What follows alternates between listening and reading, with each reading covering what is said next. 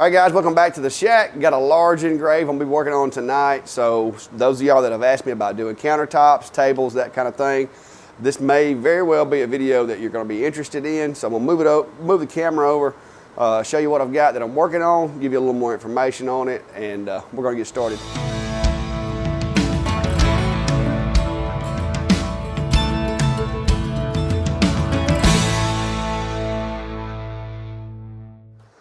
This is a countertop for our local high school. Has recently redid the hardwood floors on the basketball court, and they had some leftover wood. They had an old out-of-date countertop that was in the concession stand area, and they decided they wanted to refinish it using some of the hardwood. Some of the members of the school, faculty that have some woodworking skills, decided they were going to take that hardwood and resurface this thing, and they did that.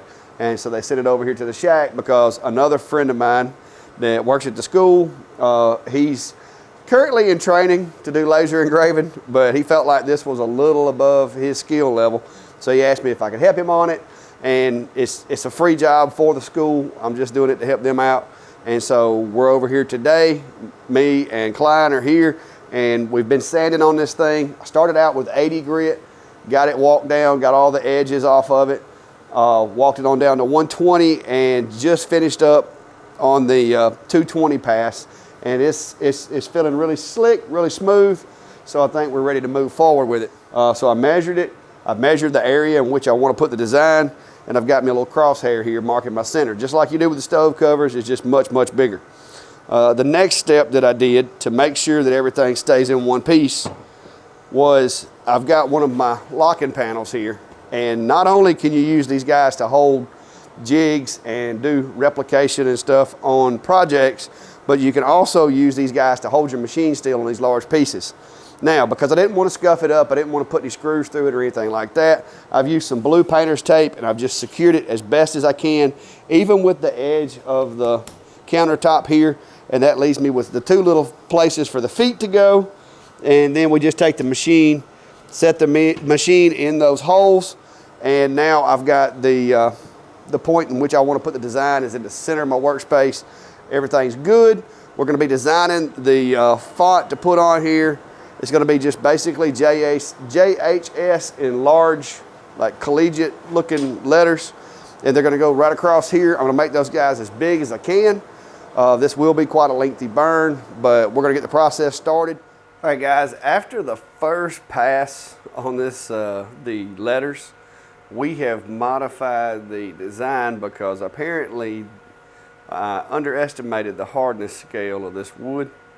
So this is obviously some hickory or something relatively close to hickory because it's burning it. It's doing a really good job, but even at 50 millimeters per second, I'm not even digging into the wood at all. It is getting some great color. It does look really cool. So I think we have decided to just go with the burnt wood instead of trying to backfill this thing with epoxy.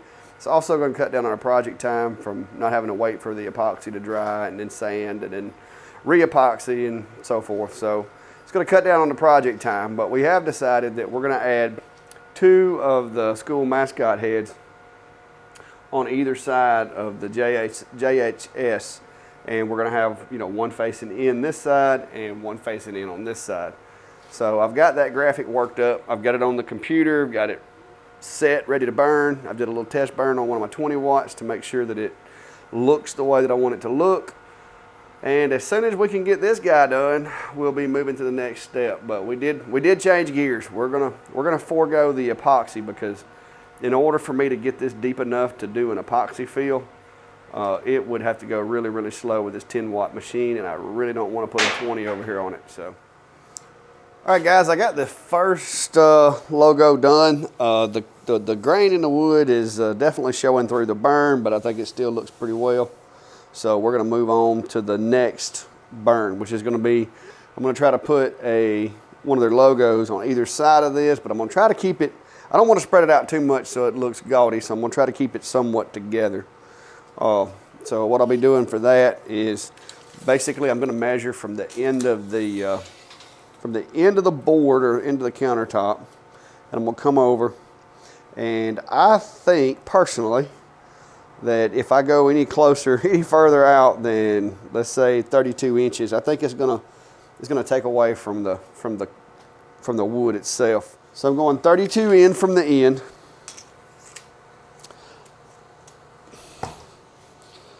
And up 9. So I'm gonna make me a little mark at 32 there.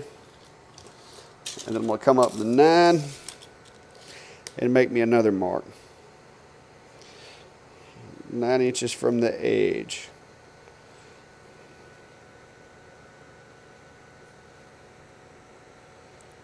So there's my mark on that one. All right, so I've got both of my next logos marked, and I'm gonna be getting my jig set up on the other side now. All right, I've got the second part of this design going. This is a panther head, which is the school's mascot, and I've kind of got it looking towards the JHS. I'll be having one on this side, and then we're going to have another on the other side, both of them looking inward towards the JHS. This is going to take quite a while. I'm running this at 50 millimeters per second at 100% output. So, and there's a lot of detail goes into this thing. It's a pretty good sized graphic. All right, guys, working on the last set of the 3-piece graphic here. This is going to be the same little panther that's on this side. I just took it and flipped the image in Lightburn so that they're both looking towards the middle. That was kind of the design that everybody came up with to do this. So I did the same process you saw earlier where I marked my distance from the end of the workpiece to here and then from the edge up. I did the same thing on this end and made a mark here for my graphic on this side. So that's going to have this one in the center, and these two will be even as far as the workpiece goes from here. Now, guys, this is one of those reasons when I hear people say that, you know, diode lasers, you can't make a living with them, or you can't start a business, or you can't make money with them. This is one of those projects that I'm going to argue with folks, because I don't know of anybody that has a CO2 laser that could hold this, you know, nearly 9-foot long piece of wood here. If somebody has one that sees this, let me know. We're halfway now on the second logo. Everything's going well. Did find out, however, that this is maple. I was pretty certain it was one of the harder woods, and it is definitely resistant to laser engraving, but it's turning a nice color. Like I said, you can still see the grain through the engraves, but it's wood, and that's the way wood does.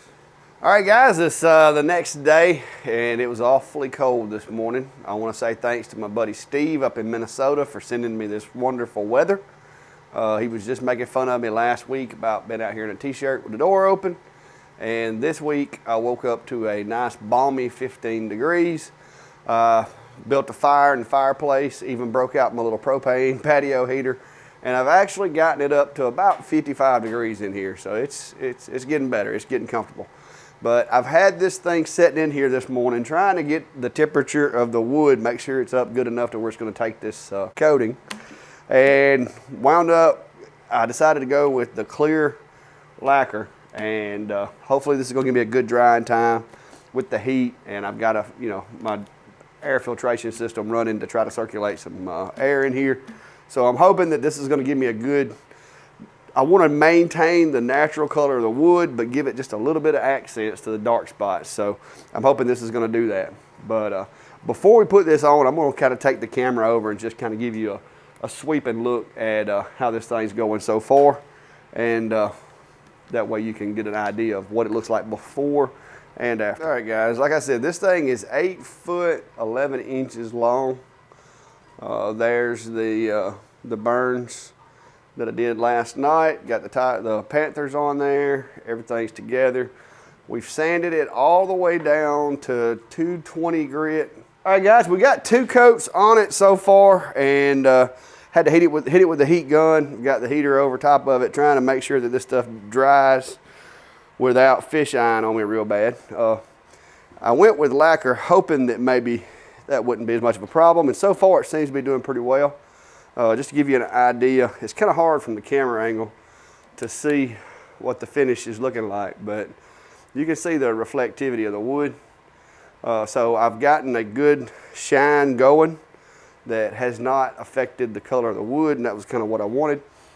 Let me see if I can demonstrate it a little better here. Look at that, guys. Look at that. But we've still got a few more coats to go. We're letting this one set up and get nice and solid. Been getting some more firewood to keep it warm in here. In the meantime, I'm gonna work on a couple of the projects on the engraver, and hopefully we'll be able to get this thing done today, and maybe even get it delivered if it'll dry fast enough. This stuff claims it'll dry in 2 hours. We're gonna find out. All right, guys, we've got it as far along as we're gonna take it. We put about 5 coats finish on it. Did maybe three coats, sanded it with some 400 grit sandpaper, and then did another coat, let that cure, and went over it with some 1500 and a buffer. So I think it's good enough for what it's going to be, but here we go. There it is. Finished product. Like I said, you can see the lights reflecting on it. So we got it buffed down pretty good. That's pretty slick, and I'm gonna call it done. All right, guys, got her loaded up, and we're fixing to take it up to the school and try to put this thing in place. So come right along with us. All right, out here in the little trophy room. Like I said, right now they don't have anything going on in the gym, and they've been doing some renovating. You can see there's some more of the wood that they used from that was left over from the floor. And I'm guessing this is where the countertop's gonna go. I've got some tools and wood kind of laying in the way that we're gonna have to move before we can get this big thing in there. But this is the new floor that they got put in. And of course they've got a lot of the same font out here on the basketball court, as well as there's the little emblem that we did on the countertop. So that's the whole objective is to make this thing match. One more thing I wanted to point out to you guys, from a woodworker's perspective, the work and skill that it took to do these trusses is pretty awesome. Pretty cool looking. Yeah, it's a little heavier. All right.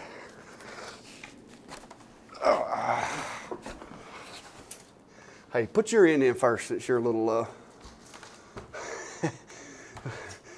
little more challenged. All right, guys, after a little grunting and a few harsh words, we've managed to get it put in position. So there she goes.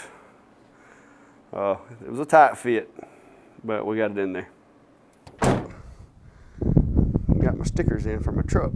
So now if you happen to be in the area and you see that, you'll know who it is. All right, Klein, what do you think about the weather today? It's good. I mean, the weather? The weather. Nice and warm today, or? The weather's freaking cold, man. I'm about to die. All right, guys, before we leave, we're still here on the grounds of the high school, and I want to take a chance to point out that Buddy Kline over here, he is my apprentice in the engraving world. He's learning, but this was kind of his brainchild. He works at this school as a teacher. And what do you teach? I teach 9th and 10th grade history. Okay, so he's a history teacher. Good thing he's not a math teacher. But him and some of the other coaches, what was the coach's name? Coach Easterling. Coach Easterling, he's the one that did actually put the wood on there? The wood on it. So, kind of a collaboration between Kline, Coach Easterling, and the Clack Shack. But we got it done. We got it in there. Coach Easterling's got a little more touch up and some trim work to do, but we've got our part done. And I hope that the faculty and the students at Jemison like it, and I hope that it's going to be there for a long time, maybe. I think longer than we got left anyway. Yeah, absolutely. So, but thanks for watching, guys, and till next time, be safe. Have a good day.